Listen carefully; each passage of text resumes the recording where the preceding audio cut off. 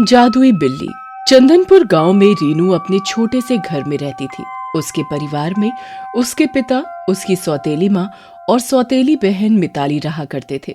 सौतेली होने की वजह से वो दोनों उसके साथ भेदभाव किया करती थी, जिसे रीनू को बर्दाश्त करना ही पड़ता था। एक दिन रीनू अपने स्कूल से घर लौट रही थी, तभी उसकी नजर एक बिल्ली पर पड़ी जो कि रास्ते में पड़ी कीचड़ में फंसी थी। रीनू ने उस बिल्ली के ऊपर लगे कीचड़ को अपने रुमाल से साफ किया और फिर उसको उठाकर प्यार से चूमकर बोली, ओह पुसी कैट, तुम कितनी प्यारी हो। काश मैं तुम्हें अपने साथ ले जा सकती, लेकिन मेरी शैतान माँ बहन तुमको घर में रखने की परमिशन नहीं देंगी।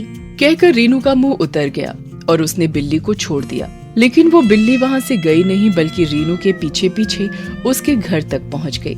ये क्या करके आई है तू? सारे कपड़ों पर कीचड़ लगी है। सबसे पहले इन कपड़ों को उतार कर धो, उसके बाद ही खाना मिलेगा, समझी?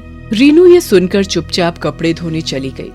बिल्ली ने छिपकर पूरे दिन देखा कि किस तरह उसकी सौतेली माँ बहन उससे अपना सारा काम करवा रही हैं और उसको परेशान कर रही हैं। फिर अगले दिन से उसने अपना जादू दिखाना शुरू कर दिया। रीनू अपने कमरे में बैठी हुई थी, तभी मिताली उसके कमरे में आकर बोली, जल्दी से झाड़ू पोछा उठा और छत पर जाकर सफाई कर। बिल्ली कबर्ड के पास छिपी सब कुछ सुन रही थी। वो रीनू से पहले छत पर पहुंच गई। जैसे ही रीनू छत पर पहुंची तो उसने देखा कि झाड़ू अपने आप उसके हाथ से छूटकर चलने लगी है। थोड़ी ही देर में पूरे छत की सफाई अपने आप हो गई और रीनू ये देखकर बहुत खुश हुई। उसके बाद वो अपने कमरे में चली गई। रात में रीनू कमरे में बैठी ये सोच रही थी कि आज उसके साथ जो कुछ भी हुआ वो किसी जादू से कम नहीं था। छत की सफाई अपने आप कैसे हो गई? अभी वो सोच ही रही थी कि वो बिल्ली कबर्ड के पास से निकलकर उसके पास आकर बैठ गई और रीनू उसको देखकर खुश हो गई। अरे ये तो वही बिल्ली है जिसे मैंने कीचड़ से निकाला था। मैं कोई आम बिल्ली नहीं हूँ रीनू, मैं एक जादुई बिल्ली हूँ। उस दिन जब तुम कह रही थी कि तुम्हारी मम्मी और बहन शैतान है, तो मैं समझ गई थी कि ये तुमको परेशान करती होंगी, तभी मैं तुम्हारे पीछे यहाँ पर आ गई थी। और जो कुछ भी तुम्हारे साथ अब तक हुआ वो सब मैंने ही अपने जादू से किया था। बिल्ली को बोलता देख रीनू बहुत खुश हुई और बोली, अरे पुसी कैट, तुम बोल सकती हो। अब तुम देखना कि मैं कैसे इन दोनों को लाइन पर लाती हूँ। म्याऊ। तुम उनको कोई नुकसान तो नहीं पहुँचाओगी ना? नहीं रीनू, मुझे पता है कि तुम उनका बुरा नहीं चाहती, लेकिन उनको सबक सिखाने के लिए कुछ तो करना ही पड़ेगा। इतना सुनकर रीनू बिल्ली को अपनी गोद में उठाकर प्यार करने लगी और फिर उसे अपने साथ बेड पर लेकर सो गई। अगले दिन स्कूल से आने के बाद जब रीनू कमरे में गई तो उसकी बहन मिताली और मम्मी दोनों गुस्से में उसके कमरे में आ गई मैडम, चल अब जल्दी से मेरे कमरे की सफाई कर दे।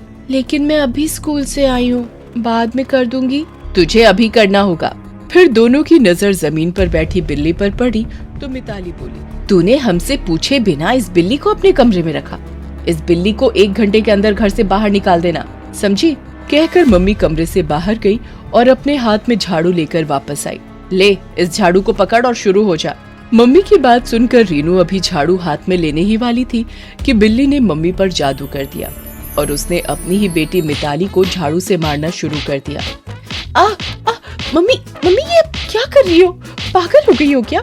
मम्मी अपने हाथ को रोकना चाहती थी लेकिन रोक नहीं पा रही थी और बराबर मिताली की कमर पर मारते हुए बोली, बेटा मैं जानबूझकर नहीं कर रही।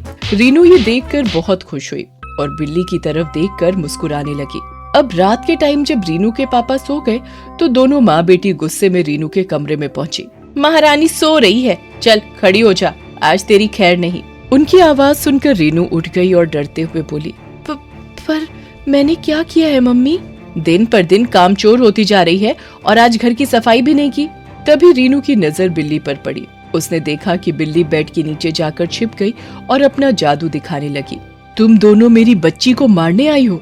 बिल्ली औरत की आवाज में बोलने लगी, जिसे सुनकर दोनों माँ बेटी डर गई, लेकिन उनको समझ नहीं आया कि आवाज कहाँ से आ रही है। कौन हो तुम?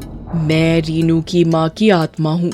तुम मेरी बेटी को रोजाना परेशान करती हो और उससे घर का सारा काम करवाती हो। अब मैं तुमको नहीं छोड़ूंगी। ये सुनकर दोनों बेहद डर गईं और मम्मी ने कहा, नहीं करेंगे, आपकी बेटी को बिल्कुल भी परेशान नहीं करेंगे, प्लीज हमें माफ कर दीजिए। रीनू बेड पर बैठी ये सब देखकर हंस रही थी और ताली बजा रही थी। ठीक है, लेकिन आज के बाद घर का सारा काम तुम दोनों करोगी और रीनू के साथ आज के बाद कोई भेदभाव नहीं होगा। जी जी जी जी, आप सही कह रही हैं। कल से घर के बर्तन और कपड़े मिताली धोया करेगी, घर की सफाई मैं खुद किया करूंगी, लेकिन रीनू से कुछ नहीं करवाएंगे। ठीक है, मैं जा रही हूँ। जैसा तुमने कहा है, अगर वैसा नहीं किया तो मैं दोबारा वापस आऊंगी। इतना कहकर बिल्ली चुप हो गई। रीनू उन दोनों को देखकर मुस्कुराई और बोली, ये मेरा सोने का टाइम है, तुम लोग जल्दी से मेरा कमरा खाली करो।